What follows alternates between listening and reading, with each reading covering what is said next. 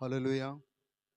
ஆண்டவராகிய இயேசு கிறிஸ்துவின் நாமத்தினாலே இந்த நாளிலும் கூடியிருக்கிற உங்களை வாழ்த்துகிறேன். கர்த்தரால் தூக்கி விடப்பட்ட யாவரும் கரங்களை உயர்த்தி ஆண்டவருக்கு நன்றி செலுத்துவோம். ஹல்லேலூயா. எதிலிருந்து நம்மை தூக்கி விட்டார்? உளையான சேற்றிலிருந்து, சாப கட்டுகளிலிருந்து, பாரம்பரிய கட்டுகளிலிருந்து, மாம்சத்தின் காரியத்திலிருந்து, மண்ணுக்குரியவைகள், இப்படி சொல்லிக்கிட்டே போலாம். ஆனால் பிரதானமாய் பாவத்தில் இருந்த நம்மை தூக்கி எடுத்து நம்மை நீதிமான் என்கிற அந்த ஸ்தானத்திற்குள் ப்ரமோஷன் நமக்கு ஆண்டவர் கொடுத்திருக்கிறார். ஹல்லேலூயா. இந்த நாளிலும் நம்முடைய எல்லாருக்கும் அறிந்த ஒரு தேவனால் தேர்ந்தெடுக்கப்பட்டு வழிநடத்தப்பட்ட ஒரு தேவனுடைய தாசனுடைய வாழ்க்கையில் இருக்கிற காரியத்தை தான் நாம் தியானிக்க போகிறோம். குறிப்பாக வேதத்திலே அநேக தேவனால் தேர்ந்தெடுக்கப்பட்டு தேவனால் நடத்தப்பட்ட தாசர்கள் உண்டு. ஆனால் சில காரியங்கள் அவர்கள் செய்தது நமக்கு ஒத்து போகாது, அல்லது நம்மால் அது நமக்கு பாரமாக காணப்படும். உதாரணத்துக்கு, இது பிரசங்கல்ல, உதாரணத்துக்கு ஒரு வசனத்தை வாசிங்க. சங்கீதம் 119 164 119.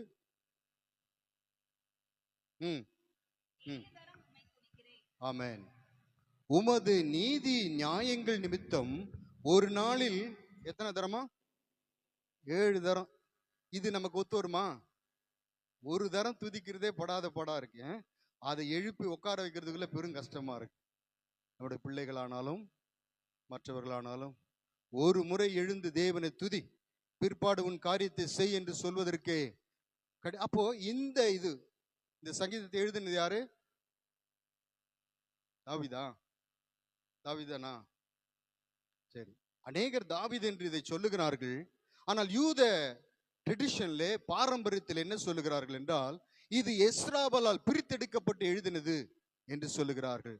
அதற்கு அவர்கள் சொல்லுகிற காரியம் என்னவென்றால், சங்கீதம் 55:17 சொல்லப்பட்டிருக்கிறது, அந்தி சந்தி மத்தியான வேளைகளிலே நான் உம்மை துதிப்பேன். அப்ப தாவீதினுடைய அனுபவம் 3 வேளை தான், இங்க 7 வேளை அவரது இல்லை என்று அந்த வேத பண்டிதர் சொல்றாரு.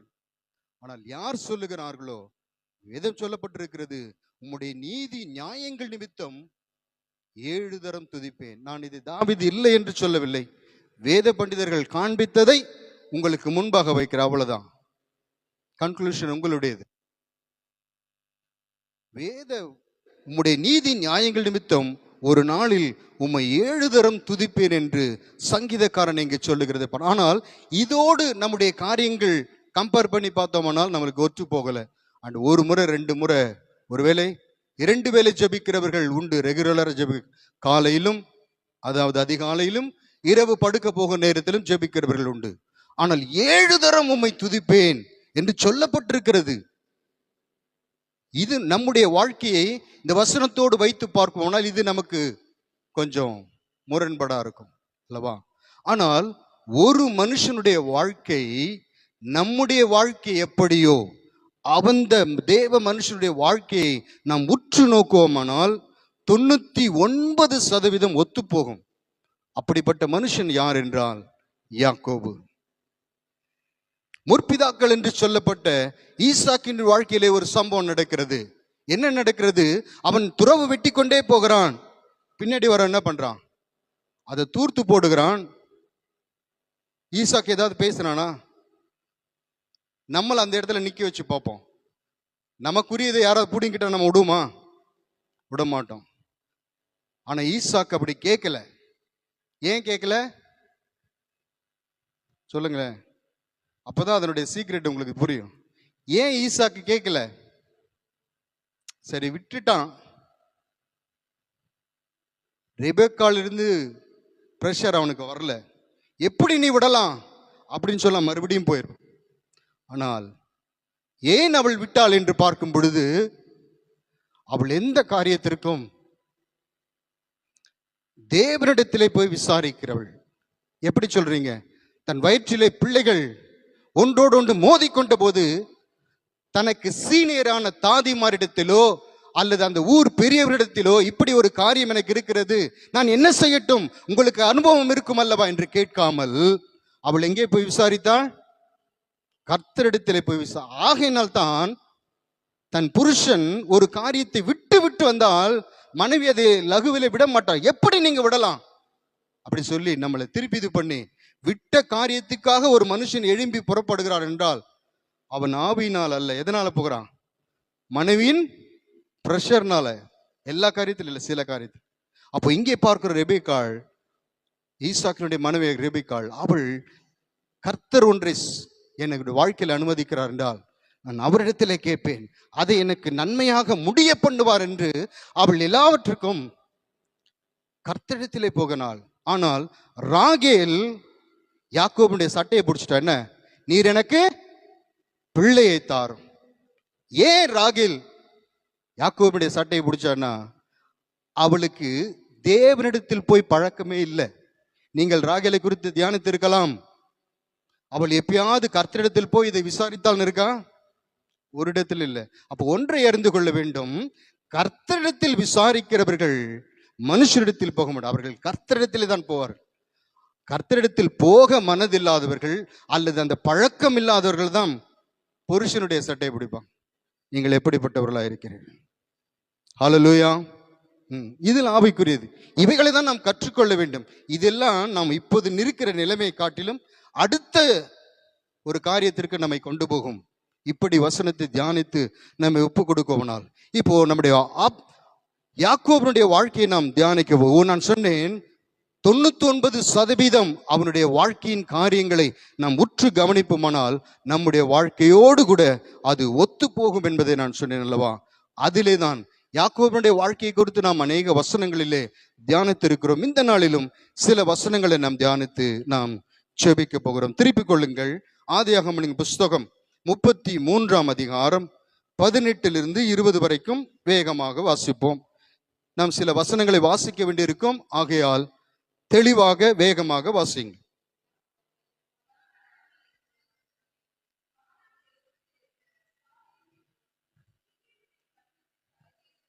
ம் ம்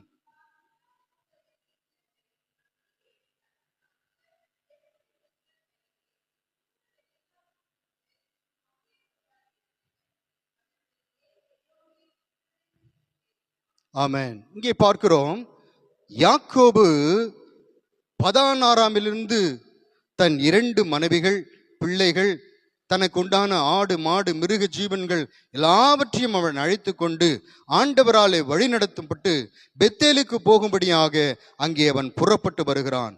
வருகிற வழியிலே நடைபெற்ற சில சம்பவங்கள் தான் அல்லது சில நிகழ்ச்சிகள் அவனுடைய வாழ்க்கையிலே மறக்க முடியாததாக அங்கே மாறிவிடுகிறதை நாம் பார்க்கிறோம்.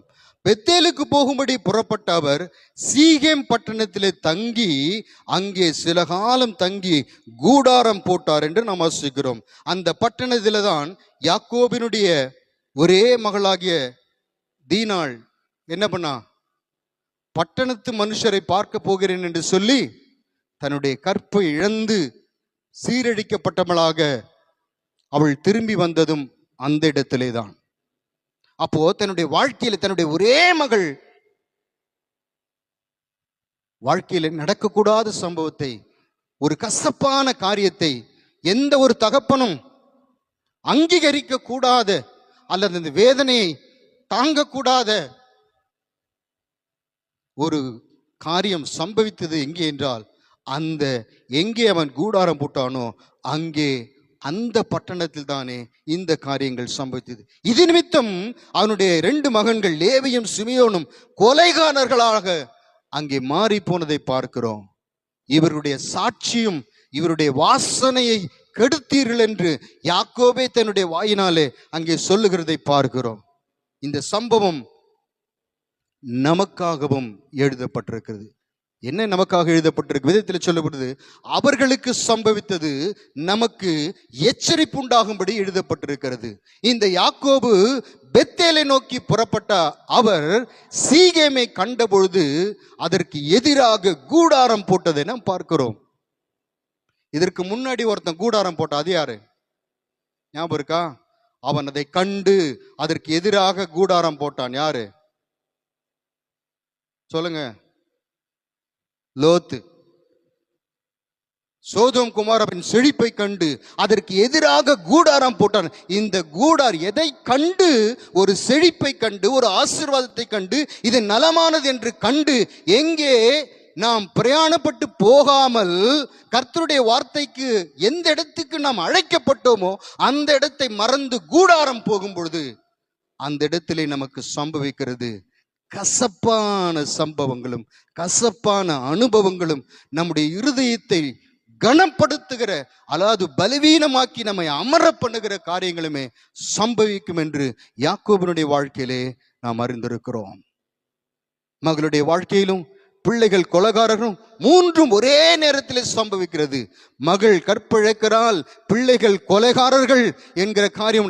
இது நிமித்தம் அவனுடைய வாசனை அங்கே கெடுக்கப்படுகிறது, அல்லது அந்த பேர் உங்கள் நிமித்தம் இயேசுவின் நாமம் தூஷிக்கப்படுகிறது என்று சொல்லுகிறபடி அங்கே இஸ்ரவேல் என்கிற நாமம் தூஷிக்கப்படுகிறதை பார்க்கிறோம். அந்த வாசனை அந்த பட்டணத்திலே கெட்டு போகிறதை பார்க்கிறோம். ஆனால் இந்த 32ஆம் அதிகாரம் அதற்கு முந்தின இப்போ நாம் வாசித்தோம் அல்லவா, 33ஆம் அதிகாரத்தை வாசித்தோம்.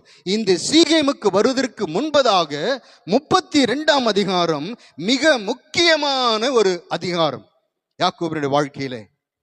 வாசிங்கள் 32:1 30. ஆமென். இங்கே பார்க்கிறோம், இங்கே யாக்கோபை யார் சந்தித்தது? தேவ தூதர்களின் சேனைகள் அவனை சந்தித்தது என்று நாம் பார்க்கிறோம். இன்னும் அதே அதிகாரம் 24 28 வரைக்கும் நாம் வாசிப்போமானால்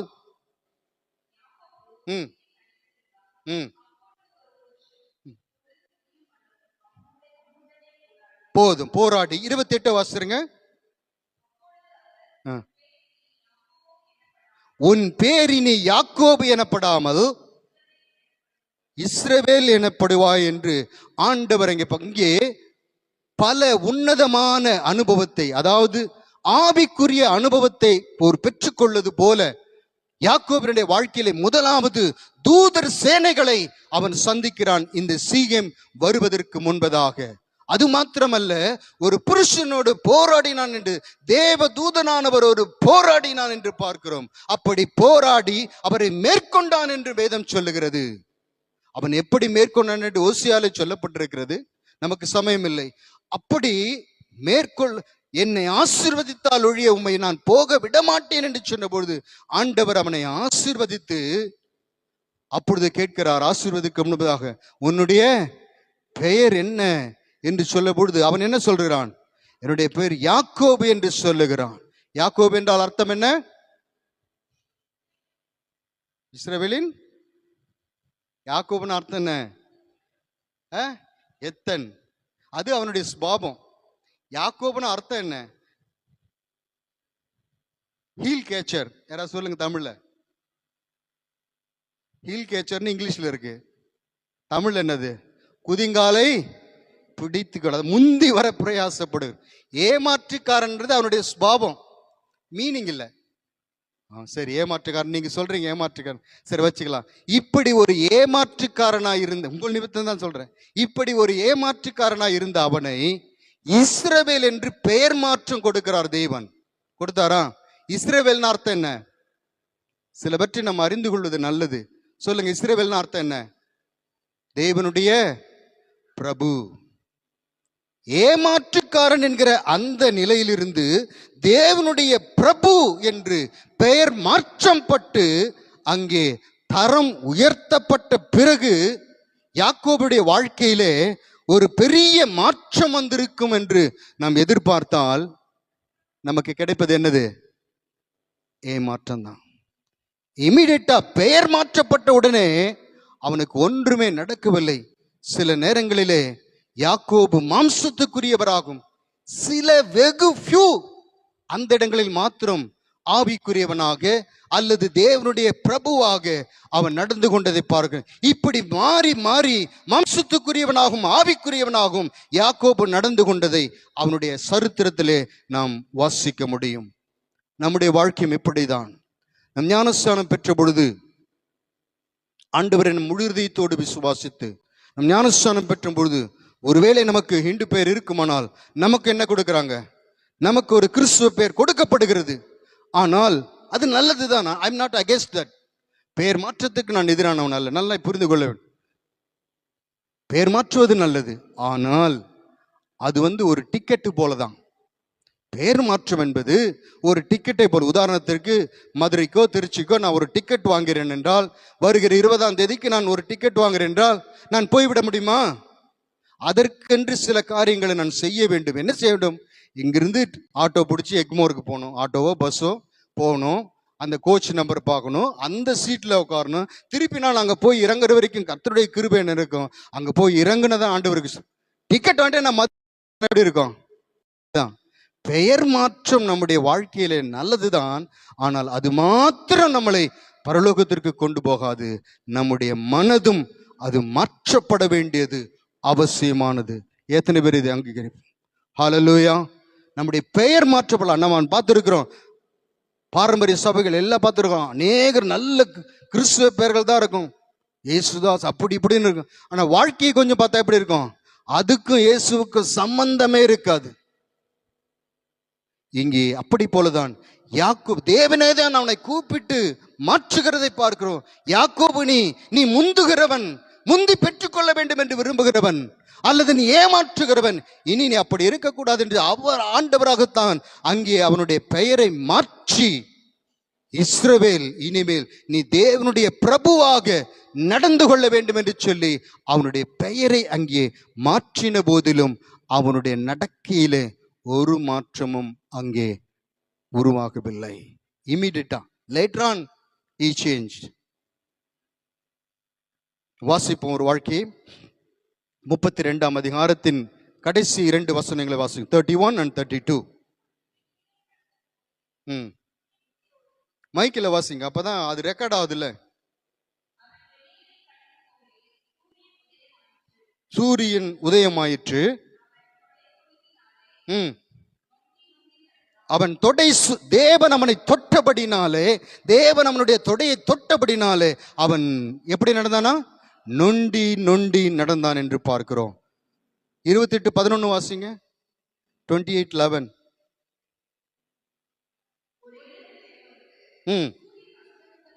போதும் போதும். இங்கே பார்க்கிறோம் 28 சூரியன் அஸ்தமித்தபடினால், அதாவது சூரியன் மறைந்து போகிறது. இங்கே 32-32 பார்க்கிறோம். 32-32 சூரியன் உதயமானது. நம்முடைய வாழ்க்கையிலே ஒரு சூரிய உதயம், ஒரு நல்ல காரியங்கள் அங்கே வெளிப்படுகிற வேளையில் தானே ஒரு ஆரம்பம் என்று நாம் அதை வைத்து கொண்டால், ஆண்டவர் என்ன செய்கிறார் என்றால் அவனை அங்கே தொடுகிறதை பார்க்கிறோம். ஏன் தேவன் அவனுடைய தொடையை தொட்டார் என்றால், யாக்கோபே, இதுவரைக்கும் நீ யாக்கோபாய், நீ லாபானிடத்திலிருந்து புறப்பட்டு வந்த நாள் முதற்கொண்டு உன் மனதின்படியும் உன் மனைவிகள், உன் பிள்ளைகள், உன் காரியங்கள் எல்லாவற்றின்படி உனக்கு எது நலம் என்று தோன்றினதோ அவைகள் எல்லாவற்றையும் உன் மன விருப்பத்தின்படியேயும் நீ ஒரு கால்குலேஷன் உனக்கு இருக்கும் அல்லவா? மனுஷ கால்குலேஷன் இருக்கும். இந்த காரியம் அப்படி செஞ்சலாம், அது அப்படி கர்த்தரை சாராமல் நாமளே ஒரு கணக்கு போற இப்படிப்பட்டவனாய் தான் நீ இதுவரைக்கும் இந்த 220 வருஷம் அளவும் நீ உன்னுடைய மாம்சத்தின்படியே தான் நடந்து கொண்டு இந்த இடத்திற்கு வந்துரு. ஆனால் இப்பொழுதோ நீ தேவ தூதர்களை சந்தித்திருக்கிறாய். நீ ஆவிக்குரியவன் என்கிற அந்த நிலைக்கு உனக்கு தரிசனம் கொடுக்கப்பட்டிருக்கிறது. உன்னை சந்தித்திருக்கிறேன். இப்பொழுது உன் நடைகளிலே ஒரு வித்தியாசம் இருக்கும். இனி நீ நடந்தபடி, இதற்கு முன் நீ எப்படி நடந்தாயோ அப்படி நீ இருந்தபடி இனி நீ இருந்துவிடக் கூடாது. இனி நீ அப்படி வாழ்ந்து விடக்கூடாது. இன்று முதல் நீ என்னை சார்ந்து வாழ வேண்டாம்.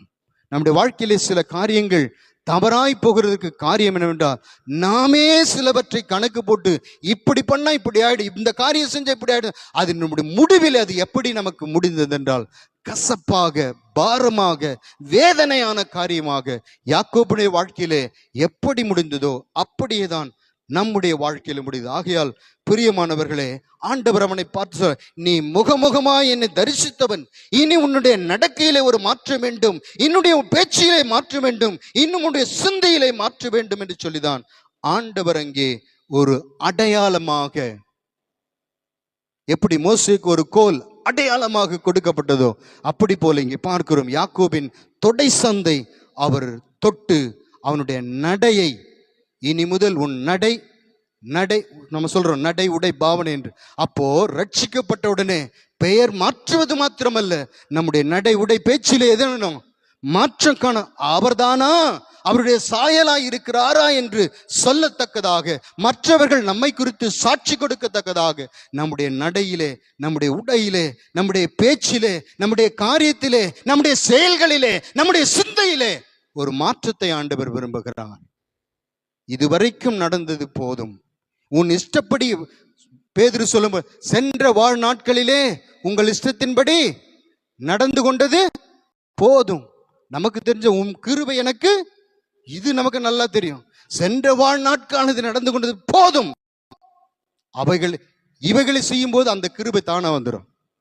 என் கிருபை உனக்கு போதும்னு சொன்னார்ல, சென்ற வாழ் நாட்காலத்திலே உன் இஷ்டத்தைப்படியே நடந்து கொண்டது போதும் என்று நீ நிறுத்துவாயானால் அவருடைய கிருபையினுடைய வாழ்க்கையிலே பெருகும். ஹல்லேலூயா. அப்போ இங்கே பார்க்கிறோம், அந்த தொடை சுலுக்க ஆண்டவர் ஒரு அடையாளமாக யாக்கோபினுடைய வாழ்க்கையிலே அனுமதிக்கிறார். இன்னும் நீங்கள் திருப்பிக் கொள்ளுங்கள், யோசுவாவின் புஸ்தகம் 5ஆம் அதிகாரம் 13ஆம் வசனத்தை வாசிங்கள். 5:13. ம் ம் ம் ம் இருந்தது. எங்களை சேர்ந்தவரோ ம் ம் ம் ம் ம் ம் ம் ம் ம் ம் நன்றாக கவனி. உன் கால்களில் இருக்கிற பாதரட்சியை கழற்றி போடு. போதும். யோசுவாவை பார்த்த அந்த தூதன் சிலர், உன் கால்களில் இருக்கிற பாதரட்சியை கழற்றி போடு. இதனுடைய அர்த்தம் என்ன? ஆவிக்குரிய அர்த்தம் என்னவென்றால், யோசுவாவே, இதுவரைக்கும் நீ மோசையோடு இருந்த அனுபவம் உனக்கு உண்டாயிருக்கும். இஸ்ரவேல் ஜனத்திலிருந்து எந்தெந்த காரியங்களை வரும்பொழுது எப்படி எப்படியெல்லாம் நடந்து கொள்கிறார் என்ற அனுபவம் உனக்கு இருந்திருக்கும். மோசையின் மூலமாய் நீ பல காரியத்தை நீ கேள்விப்பட்டிருக்கிறாம். அதை வைத்துக் கொண்டு நான் இஸ்ரவேல் ஜனத்தை நடத்தி அவர்களுக்கு பங்கிட்டு கொடுத்து விடுவேன் என்று நீ நினைக்காதே. உன் கால்கள் இருக்கிற பாதரட்சியை கலட்டி போ, அதாவது கலட்டி விட்டுரு. நான் உனக்கு முன்னே போவேன். எரிகோவானாலும் அதை தகர்த்து போடுவேன். உனக்கு முன்பாக யார் எதிராக நின்றாலும், அல்லது வேஷம் மாறி வேற எந்த காரியமாக எல்லாவற்றுக்கும் நீ முதலாவது என்னிடத்தில் வர வேண்டும். வென்னவர் நீ எப்பெல்லாம் செருப்பு நீ போடுகிறியோ அது ஒரு அடையாளமாக தேவன் எனக்கு முன் சொல்ல வேண்டும். முதலாவது தேவன், பிற்பாடு நான். நாம் பாடின பாடல்ல கூட இயேசுவுக்கு முன் செல்லுவேன் பாடுறதை பார்க்கிறோம், அவருக்கு பின் செல்லுவேன் பாடுறதான். கர்த்தரின் மேய்ப்பராக ஆடுகளுக்கு முன் செல்லுகிறார், நாம் பின் செல்லுகிறவர்கள் தான். நாம முன்னாடி போறதில் அது வேத வசனத்தின்படி கரெக்டா இருக்குன்னு நினைக்கிறேன். கர்த்தருக்கு பின் செல்லுகிறோம். அப்போ ஆண்டவர் இங்கே யோசுவா, இந்த அனுபவம் எல்லாம் உனக்கு இருந்தாலும், எதற்கென்றால் ஒரு அனுபவம் ஒரு காரியத்திலே நமக்கு கிடைத்து விட்டால் உடனடியாக அதில் ஒரு பிரச்சனை வரும்போது நம்ம அதை எப்படி ஹேண்டில் பண்ணுவோம்? நமக்கு அதை குறித்து எந்த நாலேஜ் இருக்கிறதோ அதை வைத்து தான் ஹேண்டில் பண்ணுவோம். ஆண்டவர் சொல்லுகிறார் யோசுவாவுக்கு, உன் கால்கள் இருக்கிற பாதரட்சியை கழற்றி போடு. கர்த்தருடைய சமூகத்திற்கு வா, நான் உனக்கு முன்னே போவேன். உனக்கு முன்பாக எவ்வளவு பிரம்மாண்டமான எரிகோக்கள், வேற எந்த காரியங்களும், அவைகளை நான் ஒன்றுமில்லாத ஒரு வெப்பன்ஸும் இல்லாமலேயே அவைகளை நான் தகர்த்து போட நான் வல்லவராயிருக்கிறேன். ஆகையால் நீ கொடுக்க வேண்டியது முதலிடமே யாருக்கு? தேவனுக்கு. அங்கே மாம்ச சிந்தை ஆண்டவர் நீக்குகிறதை பார்க்கிறோம். அப்படி போலவே அப்போஸ்தலர் 12ஆம் அதிகாரம் 8ஆம் வசனத்திலே நாம் வாசிப்போம் என்றால், பேதுரு சிறைச்சாலையிலிருந்து அங்கே பலத்த தூது, அந்த காவலர்கள் 4 அடுக்கு பாதுகாப்பை போல அங்கே போடப்பட்டு அவன் தூங்கி கொண்டிருக்கிறான். தேவதூதன் விழாவிலே தட்டி என்ன சொல்லுகிறான்?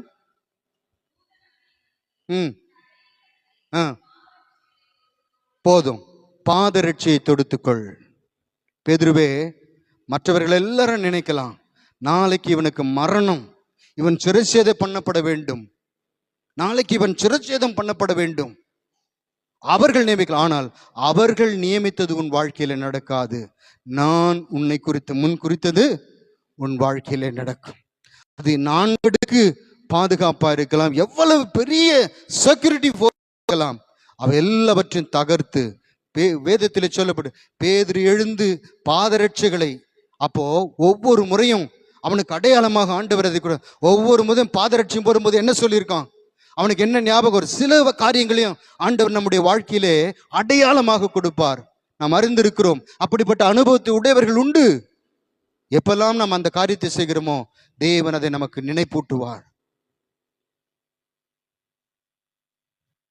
ஒருவேளை நம்முடைய ஜீவனுக்கு அடுத்த போராட்டம் அல்லது முக்கியமாக நம்முடைய இருதயத்தை பிரஷர் படுத்தி நம்மை சோர்வுபடுத்த அதில் ஒரு அடையாளத்தை தேவன் நமக்கு கொடுத்திருப்பார். அது எப்பெல்லாம் அந்த அடையாளத்திற்கு ஊடாக அல்லது அப்படிப்பட்ட காரியத்தை சந்திக்கும்படி நேரிடுகிறதோ கர்த்தர் நம்மோடு பேசுவார், அதை நமக்கு நினைப்பூட்டுவார்.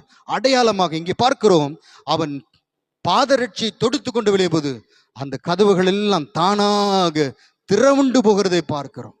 அப்போ கர்த்தருக்கு முன்பாக ஒரு காரியம், அது எப்படிப்பட்ட காரியம் இருந்தாலும் அவைகள் எல்லாம் நிர்மூலமாக்கப்படும். ஆனால் நாம் செய்ய வேண்டியது என்றால், இங்கே 3 பேருக்கு அதான் சொல்றார், அது யோசுவாவானாலும் யாக்கோபானாலும் புதிய ஏற்பாட்டு பேதுருவானாலும், என்னை சார்ந்து கொள். உன்னை சார்ந்து கொண்டால் உன் வாழ்க்கையிலே துன்பமும் தவிப்பும் சஞ்சலமும் நிறையும். ஆனால் என்னை சார்ந்து கொள்ளும்போது, என்னை உன் வாழ்க்கையின் முன்னாய் நிறுத்தும் பொழுது அவைகள் எல்லாவற்றையும் நிர்மூலமாக்கி நான் உனக்கு முன்னே போய் உன் வாழ்க்கையிலே எவைகளெல்லாம் கோணலாக உனக்கு வாய்க்கக்கூடாதபடிக்கு நிற்கிறதோ அவைகளெல்லாம் நான் சீர்படுத்துவேன் என்று ஆண்டவர் நமக்கு வாக்கு கொடுத்திருக்கிறார். ஹல்லேலூயா. யாக்கோபுடைய வாழ்க்கையிலே சம்பவித்த ஒரு காரியத்தை நான் வாசிப்போம். திருப்பிக் கொள்வோம். 33ஆம் அதிகாரம் முதல் 2 வசனங்களை வாசிங்கள்.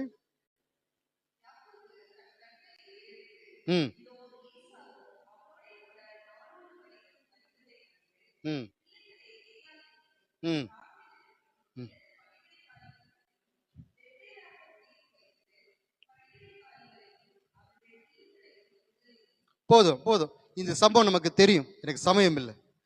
என்ன செய்கிறான் என்றால், 400 பேரோடு கூட ஏசா வருகிறான். ஆனால் அதற்கு முன்பதாக இந்த யாக்கோபு யார் என்று பார்க்கும் பொழுது பெயர் மாற்றப்பட்டவன், தேவதூதனை சந்தித்தவன், தேவனாலே ஆசீர்வாதத்தை பெற்றவன்.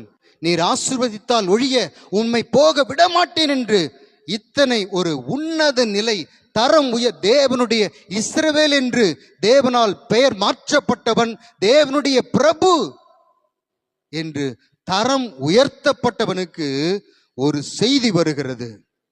என்ன செய்தி? உன்னுடைய சகோதரனாகிய ஏசா 400 பேரோடு கூட உன்னை சந்திக்க வருகிறான். இந்த ஏசா எப்படிப்பட்டவன் என்றால், 27:41 வாசிங்க, கடைசி 27:41.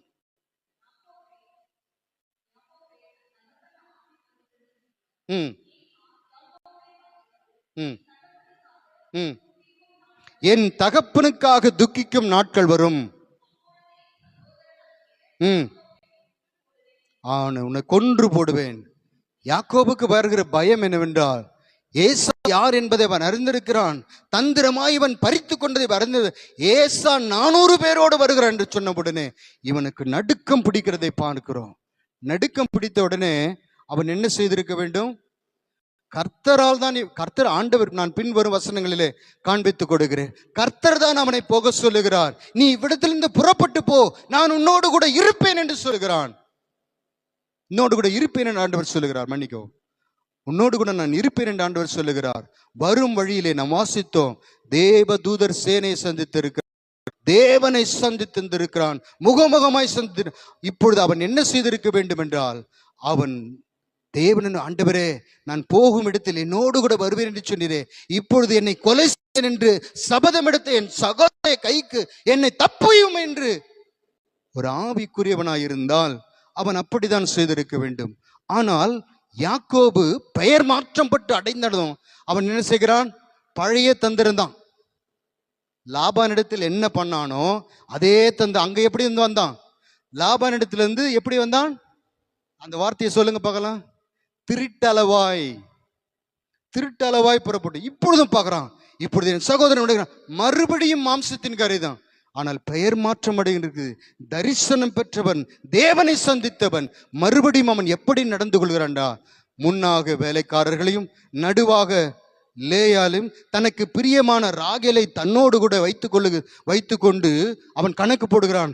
ஒருவேளை என் சகோதரன் ஒரு பகுதியை அடித்து போட்டாலும் அல்லது மாண்டு போனாலும் நான் இன்னொன்றை வைத்து நான் பிழைத்துக் கொள்வேன் என்று மாம்சத்தின்படியே அங்கே அவன் நடந்து கொள்ளுகிறதை பார்க்கிறோம். ஒரு செய்தி வந்தது, ஒரு துர்ச்செய்தி தான் அவனுக்கு. உன் சகோதரன் ஏசா 400 பேரோட வருகிறான். இன்னும் பயமாச்சு. உன் சகோதரன் வருகிறான் என்று சொன்னால் ஓரளவுக்கு அவன் பயம் இருந்திருக்கும். 400 பேரோடு வரும்போது அவன் முடிவு செய்து விட்டான், யுத்தத்திற்கு தான், என்னை நாசம் பண்ணும்படியாகத்தான், என்னை ஒன்றுமில்லாமல் என்னை பழி வாங்கும்படிதான் ஏசா புறப்பட்டு வருகிறான் என்று தனக்குள்ளே ஒரு தீர்மானித்து தன்னுடைய மாம்சத்தில் என்ன செய்ய முடியுமோ அதே காரியத்தை மறுபடியும் லாபானிடத்தில் இருக்கும் பொழுது எப்படி இருந்தானோ, நான் அது இப்படி சொல்லுவேன், ரட்சிக்கப்படாத போது எப்படி செய்தானோ ரட்சிக்கப்பட்ட பின்பும் மாம்சத்தின்படியே நடந்து கொள்கிறதை பார்க்கிறோம். நாம் எப்படி நடக்கிறோம்? ஒரு நெருக்கம் நம்முடைய வாழ்க்கையில வரும் பொழுது, ஒரு சூழ்நிலை நம்ம நெருக்கும் பொழுது, முதலாவது கர்த்தருடைய சமூகத்துக்கு, ஒரு உதாரணத்துக்கு ஒரு வியாதி இருக்குதுன்னு நமக்கு சொல்லிவிட்டா என்ன பண்றோம்? முதல்ல எல்லா எக்ஸ்பர்ட் டாக்டர்கிட்டையும் போறோம். அவர் கடைசியில டாக்டர் சொல்லுவார், உங்களுடைய தேவனை இப்படி சொல்லுவான், உங்க ஆண்டவனையோ தேவனை வேண்டிக் கொள்ளுங்க. அதுக்கு நம்ம என்ன பண்ணிருக்கலாம்? முதலாவது அவன் கடைசியா சொல்லுவான். ஆனா நாம் அதற்கு பிற்பாடு தேவ சமூகத்தில் மாம்சத்தின்படி இங்க நல்லா இருக்கிறா, யாராவது ரெக்கமெண்ட் பண்றாங்களா, அப்படி போறது தப்புன்னு நான் சொல்லல. முதலாவது அதுதான் நான் சொல்ல விரும்புகிறேன். முதலாவது நீ ரட்சிக்கப்படாதற்கு முன் எப்படி நடந்து கொண்டிருக்கலாம், ஆனா ரட்சிக்கப்பட்ட பின்பு தேவன் உன்னை தொட்ட பின்பு, தேவனுடைய வார்த்தை உன்னை தொட்ட பின்பு, நீ வாக்குத்தத்தம் பெற்ற பின்பு, அவனுக்கு வாக்குத்தத்தம் கொடுக்கப்பட்டு நீ போ, உன்னோடு கூட நான் இருப்பேன், ஒருவன் உனக்கு விரோதமாய் நிற்க மாட்டான் என்று சொல்லி அவனுக்கு வாக்குத்தத்தம். நமக்கும் அப்படி உண்டு. தேவன் நம்மை சந்தித்ததுண்டு, வார்த்தையினால் நம்மோடு பேசினதுண்டு. ஆனால் ஒரு நெருக்கமான காரியங்கள் அல்லது நம்மை சங்கடப்படுத்துகிற காரியங்கள் வரும்போது நம்முடைய நடைகள் அல்லது நம்முடைய யோசனைகள் முதலாவது தேவனை முன்னிறுத்தி, ஆண்டவரே இப்படிப்பட்டது எனக்கு சொல்லப்பட்டிருக்கிறது, ஆண்டவரே நீர் இதை மாற்றி போட வல்லவராயிருக்கிறீர் என்று முதலாவது நாம் தேவ சமூகத்துக்கு போகிறோமோ, அல்லது நம்முடைய மனசும் மாம்சம் இவைகள் எல்லாம் இங்க போலாமா அங்க போலாமா ஒரு 10 பேர் 15 பேரை பார்த்துட்டு கடைசியாக ஆண்டவரே என்னை காப்பாற்றும் என்று சொல்லுகிறோமா? யாக்கோபுடைய வாழ்க்கை நமக்கு எச்சரிப்பாக எழுதப்பட்டிருக்கு. சங்கீதம் 112:7 பார்க்கிறோம், ஒரு செய்தி வந்தால் நீதிமான் எப்படி இருப்பான், அதாவது ரட்சிக்கப்பட்டவன் எப்படி இருப்பான் என்று இங்கே சொல்லப்பட்டிருக்கு. வாசியுங்கள் அதை. 112:7. துர்ச்செய்தி நீதிமானுக்கு கேட்கிறதுனால் அவன் பயப்படாதிருப்பான், அவன் இருதயம் கர்த்தரை நம்பி. அது பயப்படாததற்கு காரணம் என்ன? அவனுடைய ஸ்ட்ரென்த்தா அல்லது வேற ட்ரை ஃப்ரூட்ஸ் சாப்பிட்றதுனாலயா அதில் உண்டாகிற ஸ்ட்ரென்த்தா? நான் இது காஸ்ட்லியானது சாப்பிட்டேன் அது நிமித்தம் உண்டாகிற அது அல்ல. அவன் கர்த்தரை நம்பி அவன் இருதயம் திடனாயிருக்கும். துர்ச்செய்தி தான் இது. நம்முடைய வாழ்க்கையிலே நமக்கு ஒவ்வொருவருக்கும் நடந்திருக்கும். எப்படி தெரியுமா? நான் இன்னும் கர்த்தரை அறிந்து கொள்ள வேண்டும், இன்னும் ஆண்டவரிடத்தில் கிட்டி சேர வேண்டும் என்று சொல்லி நாம் உபவாசித்து அல்லது கர்த்தருக்கு நம்மை ஒப்பு கொடுத்து நன்றாக தேவ சமூகத்தில் ஜெபித்து விட்டு நாம் வெளியே வந்திருப்போம். நமக்கு வர செய்தி எப்படிதான் இருக்கும்? அப்படிதான் இருக்கும். எத்தனை பேர் இந்த அனுபவத்தை உடையவராக இருக்கு? நான் கர்த்தரிடத்தில் நான் கிட்டி சேர வேண்டும், இன்னும் நான் தேவனை அறிந்து கொள்ள வேண்டும், இதுவரைக்கும் நான் சென்றதை விட்டு விட்டு தேவனை பிரியப்படுத்துகிற வாழ்க்கையை நான் வாழ வேண்டும் என்று தீர்மானிக்கிறது தெரியுமா?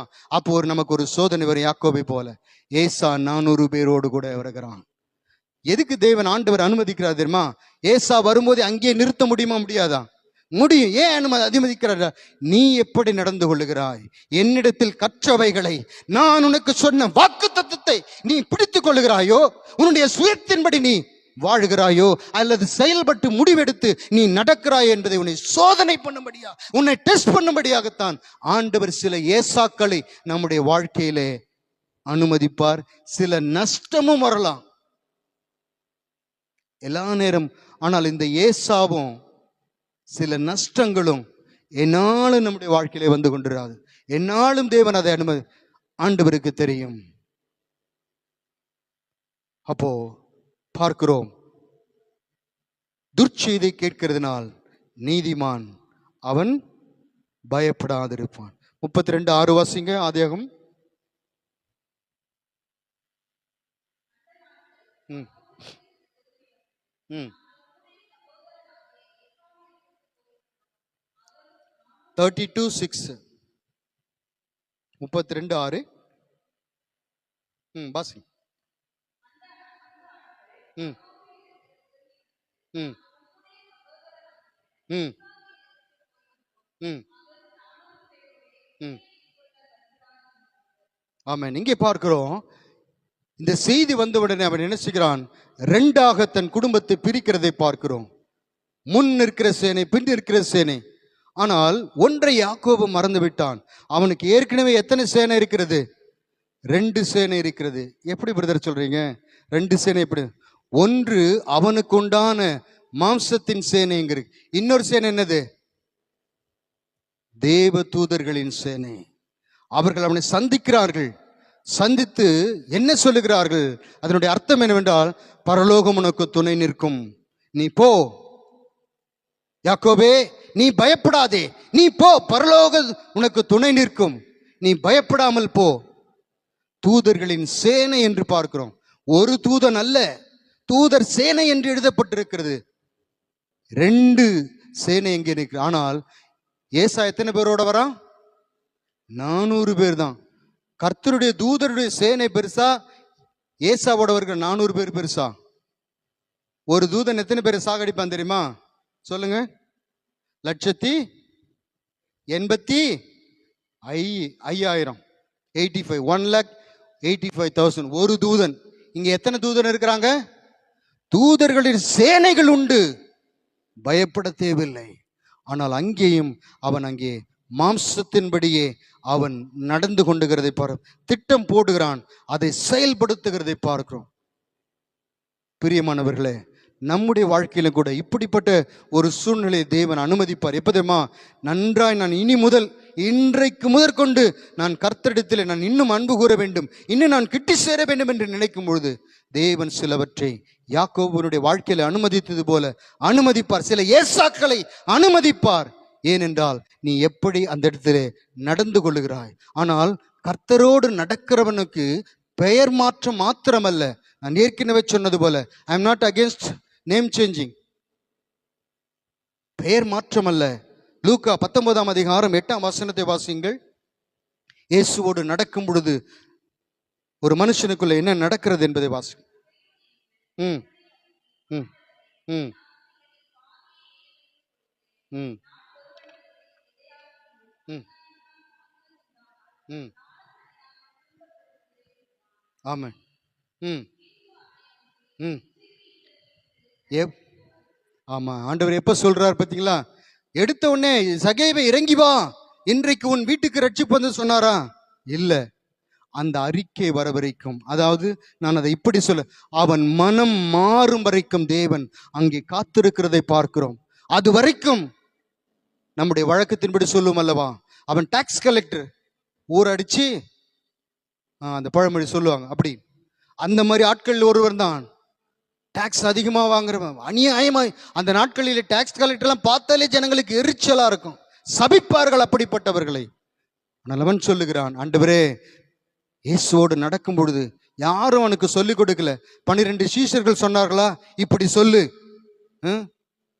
அல்லது இயேசு அவனை கூப்பிட்டு காதுல என்ன சொன்னாரா, நீ இப்படி சொல்லு, நாங்க போய் நிப்ப, நீ இப்படி சொல்லு என்று சொன்னாரா? இல்ல. தனக்குள்ளே இயேசுவோடு நடக்க நடக்க அவன் பெயர் மாற்றப்படவில்லை, ஆனால் அவனுடைய மனது மாறுகிறது. மனமாற்றம் அடைகிறான். மனமாற்றமடைந்து அது அறிக்கையாக வெளிவருகிறது. என்னவென்றால், யாரிடத்திலாவது நான் அநியாயமாய் வாங்கினது உண்டானால் நாளத்தனையாய் திரும்ப செலுத்துகிறேன். அது சொன்ன பிற்பாடு ஆண்டவர் சொல்ல, இன்றைக்கு இந்த வீட்டுக்கு ரட்சிப்பு வந்தது. அப்போ நான் கர்த்தரோடு நடக்கிறேன் என்றால் நம்முடைய நடைகளிலே ஒரு வித்தியாசம். அந்த வித்தியாசம் நொண்டி என்று அது மாம்சத்தின்படி நொண்டுனா, இங்கே அந்த நடை என்னவென்றால் இதுதான், அந்த நடையினுடைய அடையாளம் இதுதான். வெறும் பேச்சில் அல்ல, தன்னுடைய கிரியையிலே அங்கு வெளிப்படுத்துகிறான். ஆண்டவரே, என் மனது நான் உணர்த்தப்படுகிறேன், உம்மாலே உம்முடைய வசனம் என்னை குத்துகிறது, உம்முடைய வார்த்தை என்னோடு பேசுகிறது, அதற்கு எதிர்த்து நிற்க எண்ணாமல் கூடாமல் என்னை நான் மாற்றிக்கொள்கிறேன். ஆண்டவரே, உமக்கு பிரியமானவனாய் இருக்க விரும்புகிறேன். யாரிடத்திலும் நஷ்டப்பட்டிருந்தால், யாரையாவது நான் நஷ்டப்படுத்தி இருந்தால், யாருக்காவது நான் துரோகம் செய்திருந்தால், யாரையாவது நான் வேறு விதமாய் கண்டிருந்தால், அதை உம்முடைய சமூகத்தில் அறிக்கை செய்கிறேன். இயேசுவோடு நடக்கிறவனுடைய அனுபவம் சொல்லப்பட்டிருக்கிறது. ரோமர் 12:2 சொல்லப்பட்டிருக்கிறது. வாசிங்க, அத கடைசி வார்த்தை மட்டும் வாசிங்க. உங்கள் மனம் புதிதாகிறதுனாலே மறுரூபமாகுங்கள். பெயர் மாற்றுவது நல்லது, ஆனால் அதிலே நின்று விடக்கூடாது. மனதும் மாற்றப்பட வேண்டும், மனதின் காரியங்களும் மாற்றப்பட வேண்டும், மனதிலே ஒரு மறுரூபம் உண்டாக வேண்டும். உங்கள் மனம் புதிதாகிறதுனாலே மறுரூபமாகுங்கள் என்று பார்க்கிறோம். எப்பொழுதுமே ஒரு மேலான அனுபவத்தை உடையவர்களாக இருந்து கீழே வரும் பொழுது, அல்லது தேவனை தரிசித்து நாம் கீழே வரும் பொழுது, நமக்கு காத்திருக்கிறது சில ஷாக்கான நியூஸா இருக்கும். அது எப்படி நம்ம பண்ணா, தேவனுக்கு பிரியமானவைகளை நீ செஞ்சிருயா, நான் பார்க்கிறேன் அப்படி என்று நமக்கு சேலஞ்ச் பண்ணது போல இருக்கும். மோசே 40 நாள் தேவ சமூகத்தில் இருந்தான். இறங்கி வந்தபோது என்ன நடந்துச்சு சொல்லுங்க? கன்றுக்குட்டி. அந்த பிரசன்னத்தினுடைய சந்தோஷத்தை அவனால அனுபவிக்க முடிஞ்சதா? பார்க்கலாமா? பிசாசு சொல்றான், பார்க்கலாமா? நீ தேவனுடைய பிரசன்னத்தை 40 நாள் சந்தித்தாலா? இப்பொழுது பார், கன்றுக்குட்டியை வைத்து நிர்வாணமாக்கி ஜனங்களை அவமானப்படுத்தி. மோசே கோபம் உண்டவனாகி சந்தோஷப்பட்டு களி கூர்ந்து கர்த்தர் தனக்கு காண்பித்த எல்லாவற்றையும் தேவனுக்கு தெரியப்படுத்த அந்த சூழ்நிலைக்கு அவனை பிசாசன் அங்க அவனுக்கு ஒரு சோதனை கொண்டு வருகிறான், உடைத்து போடுகிறதை பார்க்கிறோம். அப்படி போலதான் மத்தேயு 17ஆம் அதிகாரத்திலே மறுரூப மலையிலே நாம் அறிந்திருக்கிறோம். பேதுரு சொல்லுகிறான், உமக்கு ஒரு கூடாரம், மோசேக்கு ஒரு, எலியாவுக்கு ஒரு கூடாரம் போடுவோம் என்று சொல்ல. ஆனால் கீழே இறங்கி வந்து ஆண்டவர் சொல்லுகிறார், கிறிஸ்து பாடுபட வேண்டும் என்று சொல்லும் பொழுது அங்கே வசனம் சொல்லப்பட்டிருக்கிறது. அவர்கள் 4ஆம் வசனத்தை 23 வாசிங்க. 17:23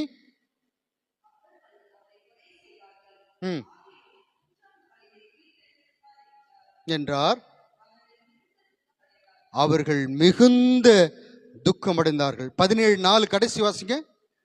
17:4 கடைசி.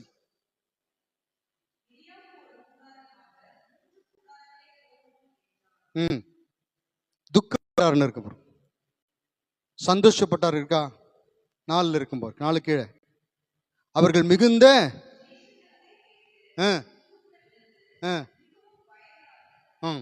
அடுத்தது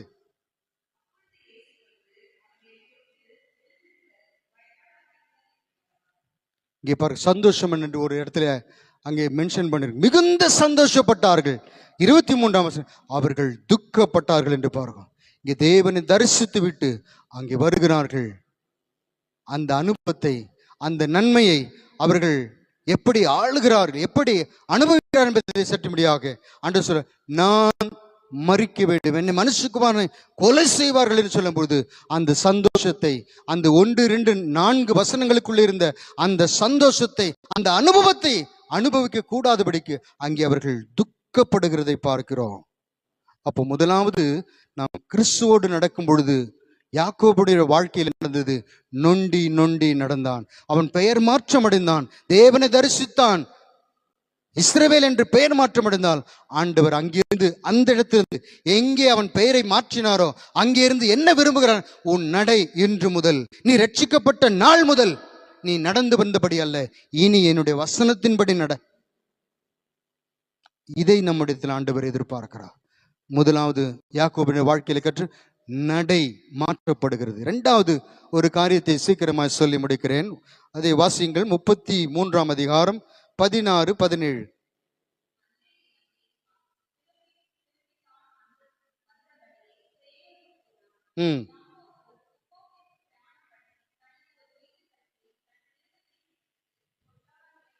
ஆமென். போதும். இங்கே பார்க்கிறோம், யாக்கோபுடைய வாழ்க்கையிலே ஒரு பிரச்சனைக்கு இன்னொரு பிரச்சனை, ஒரு பிரச்சனைக்கு வந்தோன்னு இன்னொரு பிரச்சனை, அவனுக்கு ஒன்றன் பின் ஒருவருக்கு காரணம் என்னவென்றால், முதலாவது ஏற்பட்ட பிரச்சனையை அவன் சரி செய்வதற்கு அங்கே தவறுகிறதை பார்க்கிறோம்.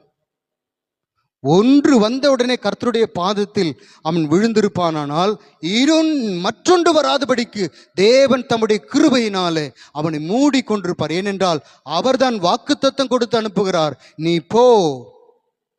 இதற்கு முந்தின அதிகாரங்களை நீ வாசித்துக் கொள்ளுங்க.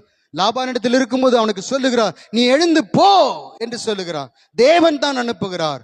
ஆனால் ஒரு பிரச்சனை வந்தோடனே அவன் மறுபடி இன்னொரு பிரச்சனை சந்திக்கிறார். மறுபடியும் மாம்சத்தின்படி கணக்கு, இந்த பிரச்சனை வச்சா இதை எப்படி ஹேண்டில் பண்ணலாம், இது வந்ததா இதை எப்படி ஹேண்டில், இப்படி ஒன்றன் பின் ஒன்று போக போக போக அவன் மாம்சத்திலே அங்கே மறுபடியும் அங்கே விழுந்து போகிறதை பார்க்கிறோம். 33ஆம் அதிகாரம் 1 முதல் 7 வசனங்களை நீங்கள் வாசித்தால் அவனுடைய சுபாவம் அங்கே வெளிப்படு. அவன் ஏசாவை பார்த்து முகம் குப்புற விழுகிறான். 7 தரம் முகம் குப்புற விழுகிறான். அவசியம் இல்லை. ஏன் அவசியம் இல்லை?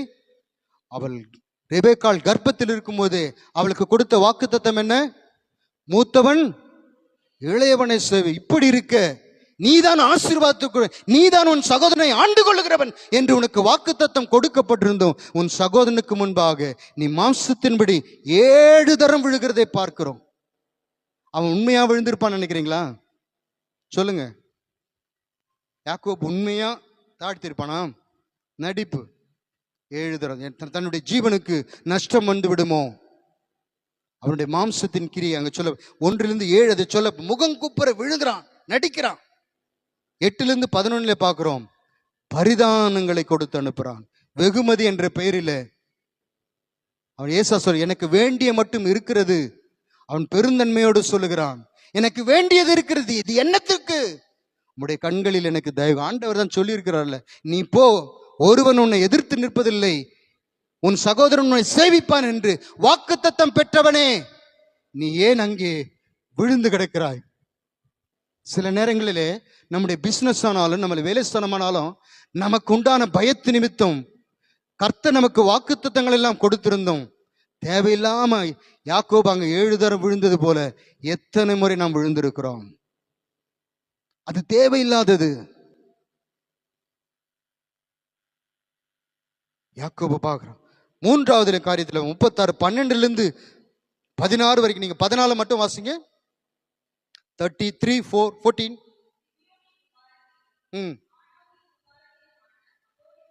இல்ல 33:14. ம் ம் ம் ம் ம் ம் போது நீ ஏசாப்ப நீ போம், நான் பின்னாடியே வரேன்னு சொல்ற. 17ஆம் அதிகாரம் 17ஆம் வசனத்தை வாசிங்க. போதும். எங்க போனா ஏசா? எங்க போனா? வாசிங்க. அந்த ஊரை பேர் வாசிங்க. சேயிருக்கு. வாசிமா.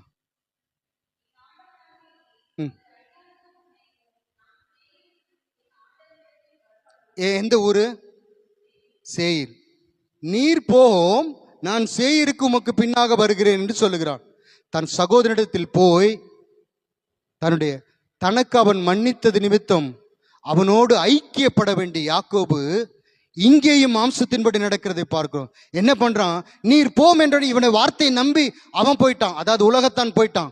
அவனுடைய சொன்ன வார்த்தையை நம்பி யாக்கோபு நீ எனக்கு அப்படி செய்ய மாட்டேன் அவனை நம்பி அவன் போனான். அவன் போன உடனே இவன் சேயிருக்கு போனானா? 17ஆம் வசனம் எங்க போனா? சீகேமுக்கு போனான். கர்த்தர் சொல்லாத இடத்திற்கு. கர்த்தர் சொன்னது பெத்தேலுக்கு போ, சீகேமுக்கு போகிறது. அப்போ இங்கேயும் தன்னுடைய மாம்சத்தின்படியே அவன் நடக்கிறதை பார்க்கிறோம். நீ போ, நான் பின்னாடியே வரேன்னு சொல்லிட்டு இன்னொரு பாதையை பிடிச்சி வேற இடத்துக்கு போயிட்டான். துரோகம் தானே இது? ஆவிக்குரிய காரியமா மாம்சத்திற்குரிய காரியமா? மாம்சத்துக்கு. தேவனால் தொடப்பட்டவன், தேவனால் பெயர் மாற்றப்பட்டவன், தேவனுடைய பிரபு, ஆவிக்குரியவன் நடந்து கொள்கிற காரியம் மாம்சத்தின்படி. இன்னும் மாற்றப்படவில்லை. அவனுடைய மனது மாற்றப்படவில்லை. பழையபடியே தான் நடக்கிறான்.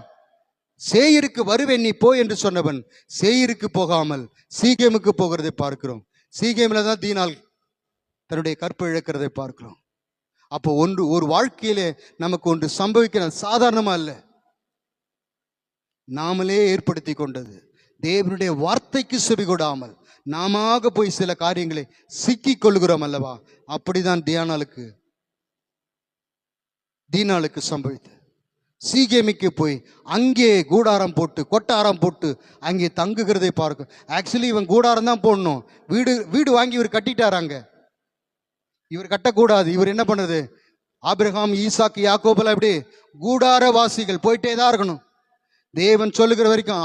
ஆபிரகாம் அதை செய்தான். ஒரு இடத்துல நிலம் வாங்காமல் சாராளை அடக்கம் பண்ணுகிற கல்ற தோட்டத்தை தவிர வேற ஒன்றும் வாங்கல. ஏனால் 11 எபிரேயர் 11 சொல்லப்பட்டிருக்குது, தேவன் தாமே கட்டி உண்டாக்கின அஸ்திபாருள்ள நகரத்துக்கு அவன் காத்திருந்தபடினாலே பூமியில. ஆனால் யாக்கோபு அதை மறந்துவிட்டு தனக்கு வீடுகளை வாங்கி அங்கே கொட்டாரம் போட்டார் என்று இருக்கிறது. தேவன் போக சொன்ன இடம் வேறு, அவன் கூடாரம் போட்ட இடம் வேறு. அங்கேதான் இந்த 3 காரியங்களையும் அவனுடைய வாழ்க்கையில அசம்பாவிதங்களாக, அவன் வாழ்க்கையிலே மறக்க முடியாத காரியங்களாய் அங்கே சம்பவிக்கிறது. ஏசா கூப்பிடுகிறான், நான் சேயிருக்கு வா என்று சொல்ல, நீ போ நான் வரேன்னு சொல்லிட்டு போகவில்லை. நான் எப்படி இவன் போயிருக்க வேண்டும்? போய் இந்த 20 வருஷ காலம் கர்த்தர் எனக்கு எப்படியெல்லாம் என்னுடைய வாழ்க்கையில நன்மை செய்தார். லாபான் என்னை துரத்தினான், எனக்கு மோசம் பண்ணினான், 10 முறை என் சம்பளத்தை மாற்றினான். அதிலெல்லாம் கர்த்தருடைய கிருபை என்ன இருந்தது.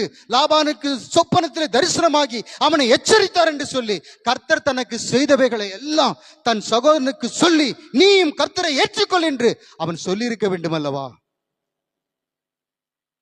அப்படி பண்ணாம திருட்டளவாய் லாபானிடத்திலிருந்து புறப்பட்ட அதே சுபாவம் இன்னும் மண்டையில இருக்கு, மாறல. ஏன்னா மனசுல ஒரு மறுரூபம் வரல, பேரு மாறிடுச்சு, மனசுல மறுரூபம் வரல. ஆகையினாலே நீ சேயிருக்கு போய் என்று சொல்லி அவன் போன பிறகு நிச்சயித்து கொண்டு சீகேமுக்கு வந்துடுறதை பார்க்கிறோம். இது யாக்கோபுடைய சுபாவம் மாறவில்லை. பிரியமான தேவனுடைய ஜனமே, நம்முடைய வாழ்க்கையின் நடையை மாற்ற விரும்புகிறார். நம்முடைய சிந்தையை சகையை போல மாற்ற விரும்புகிறார். ஆண்டவரே, நான் ஏதாகிலும் அநியாயமாய் செய்ததுண்டானால்,